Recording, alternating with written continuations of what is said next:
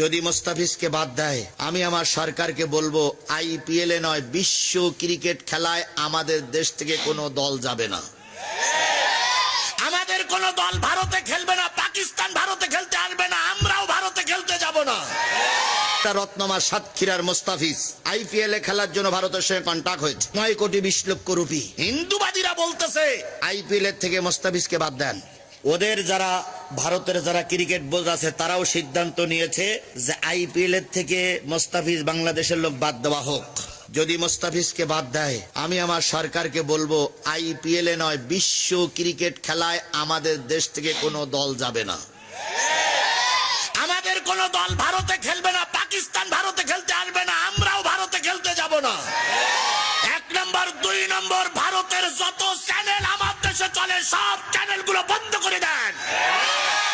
বিসিবিরও সিদ্ধান্ত নিতে হবে, ওরা যে সিদ্ধান্ত নেবে তার পাল্টা সিদ্ধান্ত আমাদেরও নিতে হবে। আমরা রক্ত দেব কিন্তু বাতিলের চক্ষু রাঙানোর কাছে মাথা নত করব না। এটা বাংলাদেশে এখন একটাই স্লোগান, দিল্লি না ঢাকা,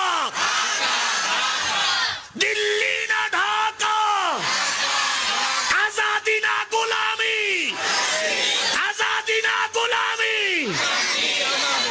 আমাদের দেশের কিছু রত্ন আছে, তার ভিতরে একটা রত্ন ছিল সাকিব আল হাসান, ক্রিকেট জগতের রত্ন, কিন্তু তৎকালীন সরকারি দল করার কারণে সে এখন দেশের থেকে পালাই চলে গেছে।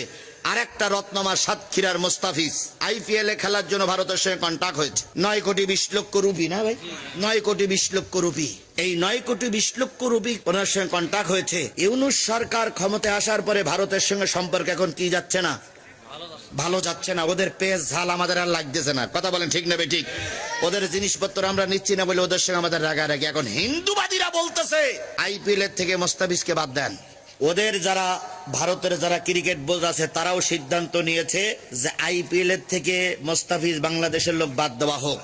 যদি মোস্তাফিজকে বাদ দেয় আমি আমার সরকারকে বলবো আইপিএল এ নয় বিশ্ব ক্রিকেট খেলায় আমাদের দেশ থেকে কোনো দল যাবে না। আমাদের কোন দল ভারতে খেলবে না, পাকিস্তান ভারতে খেলতে আসবে না, আমরাও ভারতে খেলতে যাব না। 1 নম্বর 2 নম্বর ভারতের যত চ্যানেল আমার দেশে চলে সব চ্যানেলগুলো বন্ধ করে দেন। ভারতের কোন চ্যানেল আমার দেশে চলবে না, কথা বলেন। কারণ যারা কথায় কথায় মিথ্যা কথা বলে আমার দেশটারে সর্বনাশ করতে চায় তাদের সঙ্গে আমরা কোনো গুড সম্পর্ক রাখতে রাজি না। হ্যাঁ, যদি আবার পরিবেশ ভালো হয় সেদিন আবার সিদ্ধান্ত নেব, তবে যারা আমাদের ভালো চায় না আমরা তাদের সঙ্গে সম্পর্ক রেখে চলতে পারবো না। এই জন্য যারা কথায় কথায় মিথ্যা কথা বলে তাদের সঙ্গে আমরা যাব না।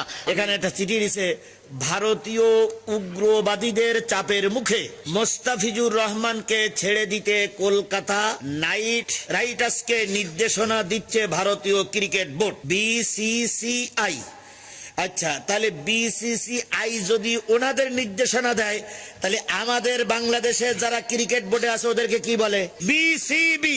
বিসিবিরও সিদ্ধান্ত নিতে হবে, ওরা যে সিদ্ধান্ত নেবে তার পাল্টা সিদ্ধান্ত আমাদেরও নিতে হবে। আমরা রক্ত দেব কিন্তু বাতিলের চক্ষু রাঙানোর কাছে মাথা নত করব না। এই জন্য গোটা বাংলাদেশে এখন একটাই স্লোগান, দিল্লি না ঢাকা, দিল্লি না ঢাকা, আজাদি না গোলামি, আজাদি না গোলামি। সুতরাং আজাদির পক্ষে আমরা থাকবো, কারো রক্ত চক্ষুর কাছে আমরা মাথা নত করতে রাজি না। আমরা গরিব নই, আমাদেরকে গরিব করে রাখা হয়েছে। আমাদের যা আছে তাই নিয়ে যদি ময়দানে নামি ওরা আমাদের কাছে ভয় পাতি বাধ্য হবে। ইতিমধ্যে কাপড়ে পেশাব করা শুরু হয়েছে ভাই, আর একটু শক্ত হওয়া পায়খানা করা শুরু করবে। আল্লাহ আমাদের কবুল করুক। আমার দেশ পত্রিকা এবং ফেস দ্য পিপুলও সিদ্ধান্ত নিয়েছে আইপিএল এর সংবাদ পরিবেশন করবে। আবারও বলি, আইপিএল এর সংবাদ বর্জনের সিদ্ধান্ত নিয়েছে আমার দেশ, সিদ্ধান্ত নিয়েছে ফেস দ্য পিপুলস।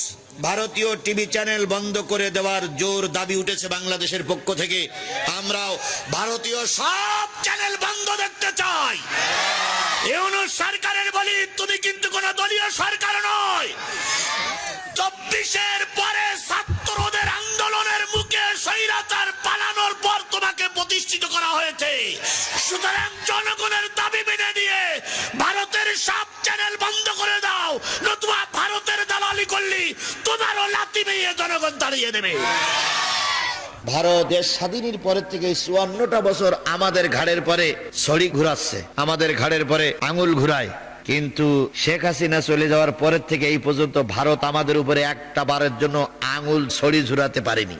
এখন আমাদের পরে কুদৃষ্টি পড়েছে, আমাদের পাশে দাঁড়ানোর মতন কেউ নেই। তবে চীন একটু একটু করে এগিয়ে আসতেছে। আর পাকিস্তানের এক ইসলামী নেতা তিনি বলেছেন, ভারত যদি বাংলাদেশের পরে কুদৃষ্টি দেয়, পাকিস্তানের মিসাইল ছুড়ে মারবো, ভারতের অন্তত ভিতরে মেরে ভারতকে বুঝাই দেব যে বাংলাদেশ একা না। পাকিস্তান মিসাইল ছুড়ে মারুক আর না মারুক, ক্ষেপণাস্ত্র মারুক আর না মারুক, চীন আমাদের পক্ষে দাঁড়াক আর না দাঁড়াক, আমরা 18 কোটি মানুষ যদি এক থাকতে পারি, আর আল্লাহ যদি আমাদের পরে রহমত করে, ভারতের মতন শয়তানেরা আমাদের কাছে এসে আঙুল ছুড়াছুড়ি কিছুই করতে পারবে না। আল্লাহ পাক আমাদেরকেই বিদায় দেবে ইনশাআল্লাহ। আল্লামা সাঈদীর কথা সবটা সত্য হয়েছে না? হয়েছে না? সাঈদীর কথা সবটা সত্য। আল্লামা সাঈদী বলেছিলেন, এমন একটা সময় আসবে ভারত খান খান হবে। আমিও দোয়া করছি, আল্লাহ সাঈদীর এই দোয়াটা তুমি কবুল করে দেখাই দাও যে ভারত ভেঙে খান খান হয়ে গেছে। বাবরি মসজিদের যখন ইটগুলো ভেঙে ভেঙে পড়তেছিল, আল্লামা সাঈদী চট্টগ্রামের তাফসীর মাহফিলে বলেছিল, নরসীমা রাও তুমি বাবরি মসজিদের ইট ভাঙনি, পৃথিবীর 200 কোটি মুসলমানের মন ভেঙেছো। বাবরি মসজিদের ইটগুলো যেমন খসে খসে পড়েছে, টুকরা টুকরা হয়েছে, আমি সাঈদী দোয়া করে গেলাম একদিন ভারতের বাবরি মসজিদের মতো টুকরা টুকরা হয়ে যাবে।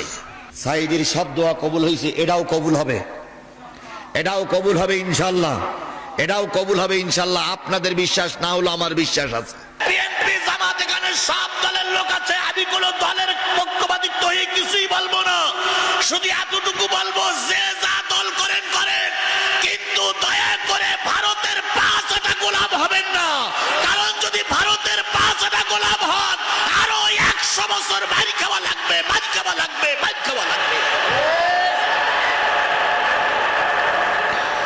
আমাদের 14-15 মাস ভারত কিছু দেয় না। ভারতের থেকে পেঁয়াজ, রসুন, ঝাল, পেস্ট, লবণ কিছুই আসে না। আমরা কি না খেয়ে আছি?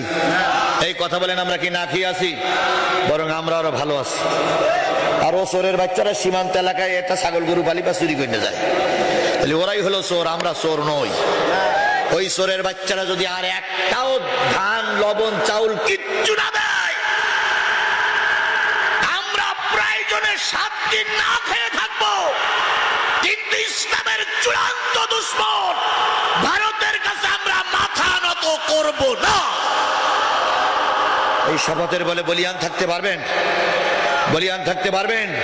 সেটা বিএনপি হোক আর জামাতের ভাইরা হোক, বলিয়ান আমাদের থাকতেই হবে। কারণ ওরা আমাদের ফেলানিকে মেরে ঝুলাই রেখেছিল, একটা বিচার এখনো হয়নি। আমাদের সীমান্ত এলাকায় কাঁটাতারের বেড়া দিয়ে ওরা আমাদেরকে গুলি করে মারতেছে, বিচার হয় না। সুতরাং খুনিদের সঙ্গে আমাদের কোনো সম্পর্ক থাকার দরকার নাই।